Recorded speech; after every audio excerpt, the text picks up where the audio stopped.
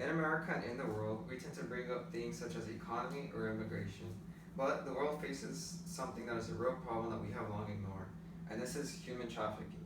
I have gathered information from a few sources to prove that this is a growing epidemic and needs to be addressed. So I put human trafficking at the forefront.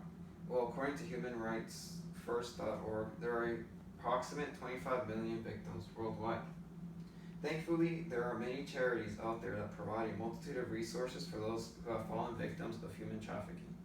In particular, I will talk about our local charity in Tyler, Texas, Refugee of Light. In order to properly address each of these issues clearly, I will first talk about the history of Refugee of Light, current programs, how to help, and lastly, my conclusion. Okay, so their history.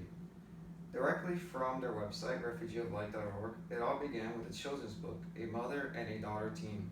Norma Nolikin and Missy finished and published a collection of squirrel tales, something to crow about. It is a children's book that has helped millions of children who are sold into sex trafficking every year. The author of the book, Norma Nolikin and Mike, then wanted to create a refugee for victims. Later on in 2009, they promoted the book further and managed to eventually raise money needed to create a home for girls rescued out in trafficking called a Refugee Safe Home. In 2010, the team, Mike, Norma, and Missy, began the process of creating the nonprofit organization, Refugee of Light. Anyway, Refugee of Light was started by a children's book and created by Mike and Norma Mulliken after the necessary funds were acquired. So what makes Refugee of Light a great charity today? Refugee of Light consists of 3 programs: Refugee Safe Home, Brave Girl Program, and Traffic Signals Training since 2010.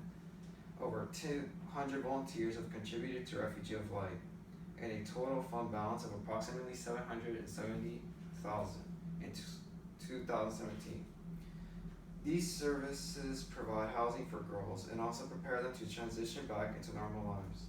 Not only that, but to keep the community growing each year, they host a series of events that are posted each year on the news section of their official website. It is obvious that the large amount of volunteers and large budget helps us know that the charity is doing great things and continues to maintain support from its contributors. So how can you donate to Refugee of Light? You can commit to donating $25 to Refugee of Light and you'll be given the title Freedom Fighter to show your support. Also, you can volunteer and will be asked for a background check and a training class that adds up to $40.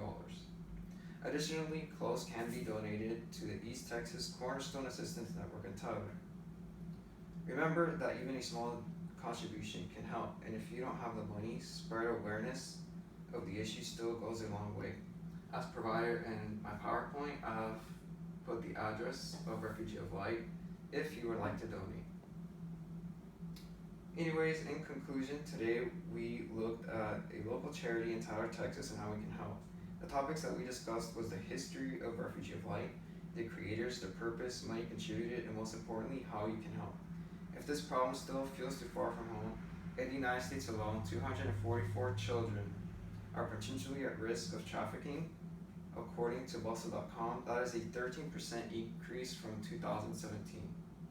It is important to keep a lookout for the many problems out there and not turn a blind eye to it. These issues are serious, and with just a little effort, we can help the thousands of girls and boys in the United States who are being trafficked. That is the conclusion of my speech, and I introduce you, Heather Chapman.